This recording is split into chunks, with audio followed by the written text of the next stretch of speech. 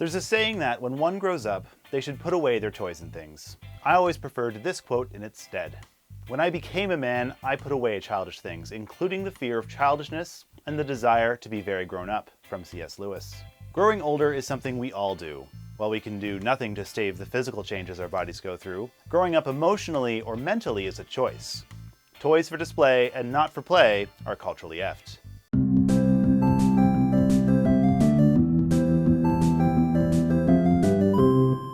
Previously, Culturally Effed looked at the Teenage Mutant Ninja Turtles as Exhibit A of a toyetic strategy franchise that appeals to both kids and furries. Like, come on. While there are a ton of knockoffs, ripoffs, and also-rans to the TMNT juggernaut, they are not the subject of today's video. No, today we're going to look at smaller lines. Much smaller. Both obscure, modern, and some in between. There are no cartoons for these guys. No, these toys are aimed at collectors, and also kids and people who see them and think, yeah, that looks pretty cool, I'm gonna buy that. The collector action figure market was born when toy manufacturers realized there was an untapped market of adults who quite readily would part with their money when you give them what they want. Updated versions of toys they had as kids? Sold! Figures of every comic and anime character under the sun? Yes please. Us fluff punks are not immune to this sell. These lines aren't directly sold for furries, but they're very much worth our time and consideration. Also note here, none of the toys discussed were provided by the manufacturer or any other parties. The photos shown are either press materials or photos from the personal collection of our guest writer, Kaneda. Let's start off with another tie-in. A while back we discussed cryptoids, Bigfoot, the lizard people, and many things in between. Creature Replica is an action figure line that is composed of just those sorts of beasts. The first wave consisted of the North American Sasquatch, the Himalayan Yeti, the Louisiana Rougarou, and the Horror Hound, mascot of the horror magazine that shares its namesake.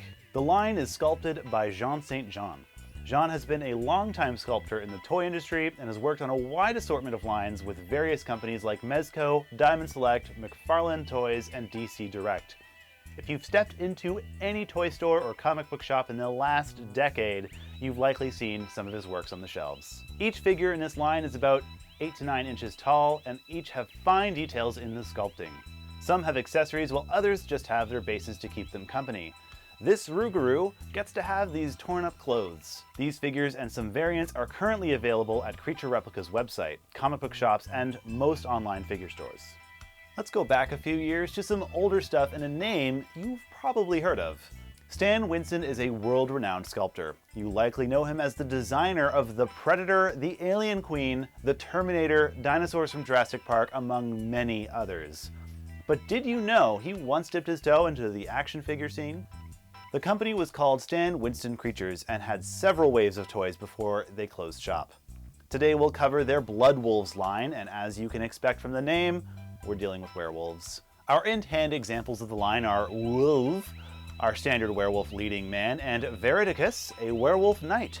He's a rather nice generic werewolf and hits all the marks you'd expect. Post-transformation clothing rippage, claws and teeth, and some animal bones to chew on alongside his snowy base. Veridicus has himself a sword nearly as large as he is and shows off some other weaponry and a muddy battlefield base. For when you want him to pass as a normal knight in shining armor, there's also a helmeted head with a flip-up visor, but why would you want to do that? There, that's better. If you're interested in adding these guys to your own personal wolf pack, the only place left to find them are on eBay and in private collections. Another group of sculptors who have been in the toy industry for a long time are the collection of artists at Horsemen Studios. Starting at McFarlane Toys, they're also the hands behind the revival of Masters of the Universe line for Mattel, several years of producing DC Universe figures, and work for many, many other companies. They even had a go at the Ninja Turtles once upon a time. Several years ago, the Horsemen threw their hat into producing in-house figures and lines. Fan votes, Kickstarters, they've done it all. We'll start with their 7th Kingdom line and its star, Zethius. Take Babe the Blue Ox, give him a fantasy warrior makeover, and you got this action figure. Everything from the size to the accessories was voted on by the fans. Add in many cow variant warriors, and the Horsemen start out of the gate very strong. It's repeated with Ramathor the elephant soon after, massive in size and with plenty of detail. This figure is a standout for any toy collection, furry or otherwise.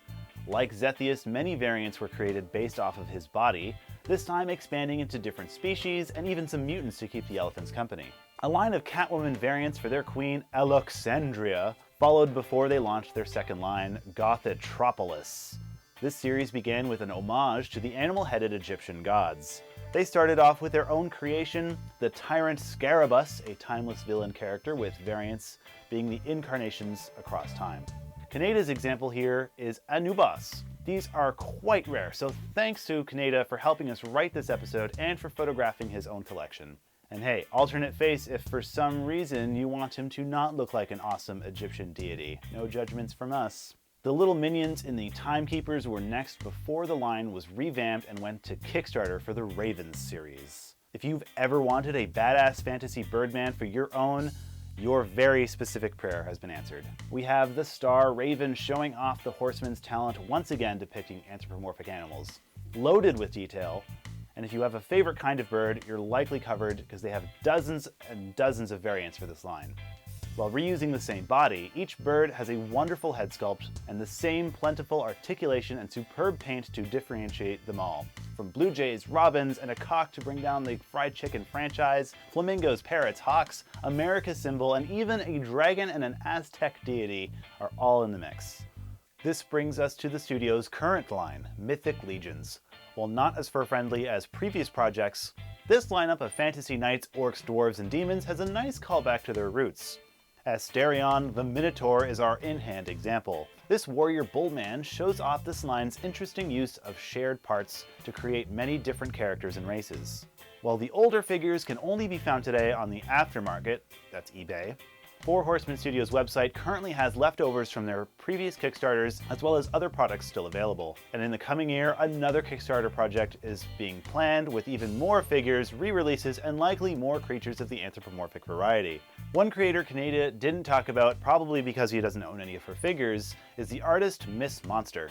She's probably most known for her breathtaking masks, but does her own series of small posable figures as well. They're these cyborg, post-apocalypse inspired animal critters that I think just look cool as heck.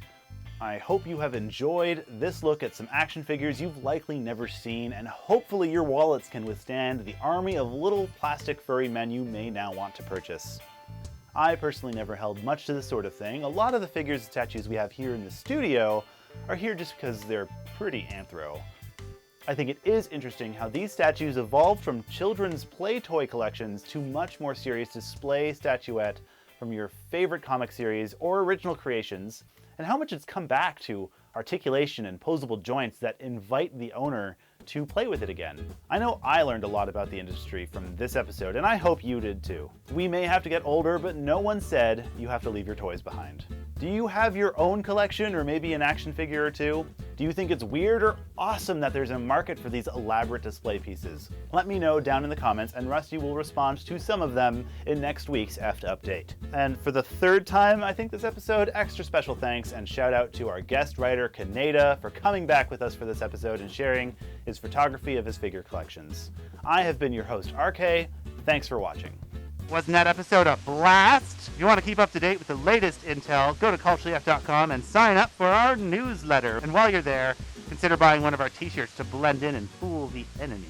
Make sure to subscribe over here, bangs, and hit that bell to be alerted every time the enemy comes and also when our videos come out. Furry YouTube is a competitive battleground and we need your help. If you want to help me out, go to patreon.com/culturalef and support because I need more bullets for my laser gun. Thanks for watching.